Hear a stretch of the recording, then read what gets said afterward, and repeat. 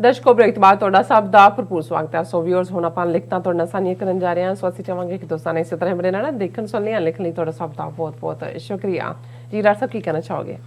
ਦੇਖੋ, ਜਿਵੇਂ ਅਸੀਂ ਕੱਲ੍ਹ ਅਲਾਮਾ ਇਕਬਾਲ ਜਿਨ੍ਹਾਂ ਦਾ ਜਨਮ ਦਿਨ 9 ਨਵੰਬਰ ਨੂੰ ਸੀ, ਉਹਨਾਂ ਦੀ ਯਾਦ ਦੇ ਵਿੱਚ ਪ੍ਰੋਗਰਾਮ ਵੀ ਸਮਰਪਿਤ ਕੀਤਾ ਸੀ ਔਰ ਉਸ ਦੇ ਉੱਤੇ ਸਾਡੇ ਬਹੁਤ ਸਾਰੇ ਵਿਊਅਰਸ ਨੇ ਲਿਖਿਆ।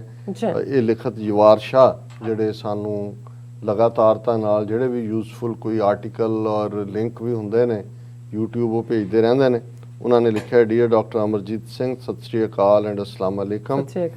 Thank you for your magnificent tribute to the poet of the east doctor Allama Iqbal, who had inspired Qaid-e-Azam for independence of Pakistan from British Raj. Dr. Sahab, your wisdom, your knowledge and your objectivity is unmatched. That you have worldwide following is testament of your excellence. You are an outstanding Sikh scholar and leader, an embodiment of courage and honor, of truth and justice, of love and humanity.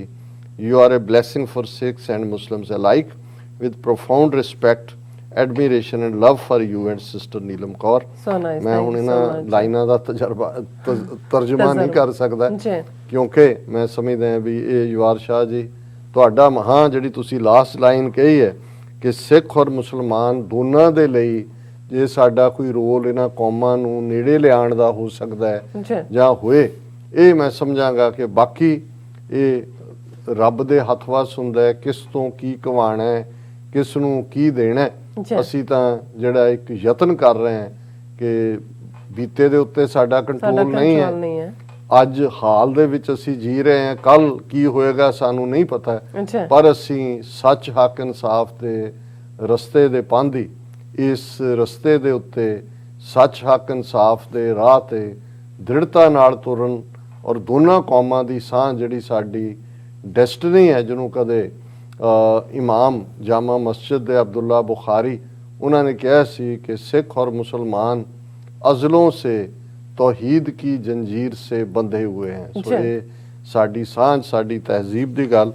और साडे एक वीर मुहम्मद आफ्ताब जी ने क्योंकि मैं लकब use किया सी कि मुफक्रे पाकिस्तान भी उन्होंने कहा जाता है। सो उन्होंने कहा कि भी इसका मतलब है thinker of Pakistan, because he had given the idea of Pakistan during his famous khutbah in Allahabad in 1930, which you have rightly mentioned in your program.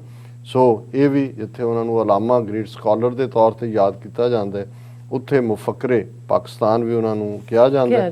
ਔਰ ਇਸੇ ਤਰ੍ਹਾਂ ਜਿਹੜਾ ਇੱਕ ਹੋਰ ਲਿਖਤਾਂ ਤਾਂ ਬਹੁਤ ਸਾਰੀਆਂ ਨੇ, ਘੜੀ ਦਾ ਵੀ ਮੈਨੂੰ ਧਿਆਨ ਹੈ, ਮੈਂ ਛੋਟੀਆਂ ਲਿਖਤਾਂ ਵੱਲ ਹੀ ਜਾ ਰਿਹਾ।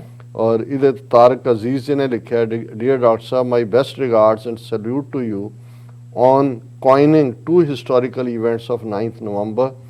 Your in-depth knowledge of Allama Iqbal poetry is highly commendable, and I admire deeply your love with Muslim brotherhood because of Tawheed. ਇੱਕ ਰੱਬ ਦੀ ਗੱਲ। ਔਰ 9 ਨਵੰਬਰ 2019 ਸੱਚਮੁੱਚ ਹੀ ਤਾਰੀਖੀ ਦਿਨ ਹੈ ਔਰ ਇਸ ਦੇ ਉੱਤੇ ਮੋਰ ਫੋਕਸ ਹੋਣਾ ਚਾਹੀਦਾ ਹੈ। ਇਹੀ ਕਾਰਨ ਹੈ ਕਿ ਅਸੀਂ ਇਹਨਾਂ ਸਾਰੇ ਦਿਨਾਂ 'ਚ ਕਰਤਾਰਪੁਰ ਸਾਹਿਬ ਦੇ ਲਾਂਘੇ ਨੂੰ ਲੈ ਕੇ ਵੀ ਗੱਲ ਕਰ ਰਹੇ ਔਰ ਕੁਦਰਤੀ 19 ਨਵੰਬਰ ਨੂੰ ਗੁਰੂ ਨਾਨਕ ਸਾਹਿਬ ਦਾ ਪ੍ਰਕਾਸ਼ ਪੁਰਬ ਵੀ ਹੈ। ਔਰ ਫਿਰ ਇਸੇ ਤਰ੍ਹਾਂ ਸਰਦਾਰ ਖਾਲਿਦ ਮਹਿਮੂਦ ਖਾਨ ਜੀ ਨੇ ਕਿਹਾ, ਵਾਹ doctor Sahib, you are great having so much deep knowledge, ਮਾਸ਼ਾ ਅੱਲਾ।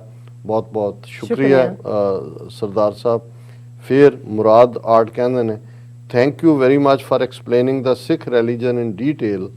ਗੁਰੂ ji said very well, what's the point of giving 1/10 of one's earnings to the poor? ਇਹ ਉਹਨਾਂ ਨੇ ਪੁੱਛਿਆ ਸੀ ਕਿ ਕਿਉਂ ਗਰੀਬਾਂ ਨੂੰ 10ਵਾਂ ਹਿੱਸਾ ਦੇਣਾ ਹੈ। ਤੇ ਮੁਰਾਦ ਆਰਟ ਗੈਲਰੀ ਵੀਰ ਜਿਹੜੇ ਨੇ ਉਹਨਾਂ ਨੂੰ ਮੈਂ ਦੱਸਣਾ ਚਾਹੁੰਦਾ ਕਿ ਅਸੀਂ ਅੱਜ ਪ੍ਰੋਗਰਾਮ ਦੇ ਸ਼ੁਰੂ ਦੇ ਵਿੱਚ ਹੀ ਇਸ ਦੇ ਉੱਤੇ ਗੱਲ ਕੀਤੀ ਹੈ ਕਿ ਉਹ ਇਸ ਬਾਰੇ ਜਿਹੜੀ ਹੈ ਉਹ ਜਾਣਕਾਰੀ ਲੈ ਸਕਦੇ ਨੇ। ਇਸੇ ਤਰ੍ਹਾਂ ਤਨਵੀਰ ਇਸਲਾਮ, ਵਾਲੇਕਮ ਸਲਾਮ ਐਂਡ ਗੁਰੂ ਜੀ ਕਾ ਖਾਲਸਾ, ਵਾਹਿਗੁਰੂ ਜੀ ਕੀ ਫਤਿਹ। ਔਰ always pleasure to see and listen to doctor ਸਾਹਿਬ and sister Neelam ji, great doctor साहब कन्वर्सेशन, बहुत बहुत शुक्रिया।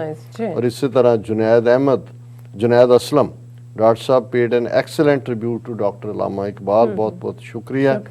और नवाज डोगर जी ने तो सानू ही कलंदर बना दिता है, the Qalandar of Sikh nation doctor Amarjeet Singh.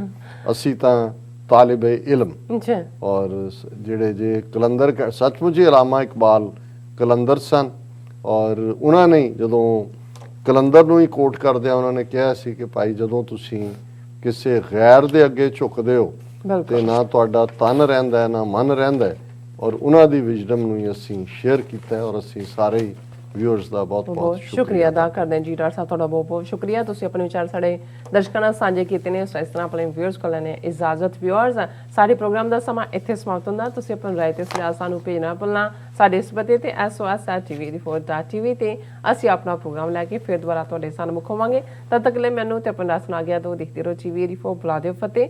Waheguru ji ਕਾ ਖਾਲਸਾ, ਵਾਹਿਗੁਰੂ ਜੀ ਕੀ ਫਤਿਹ। ਰੱਬ ਰਾਖਾ।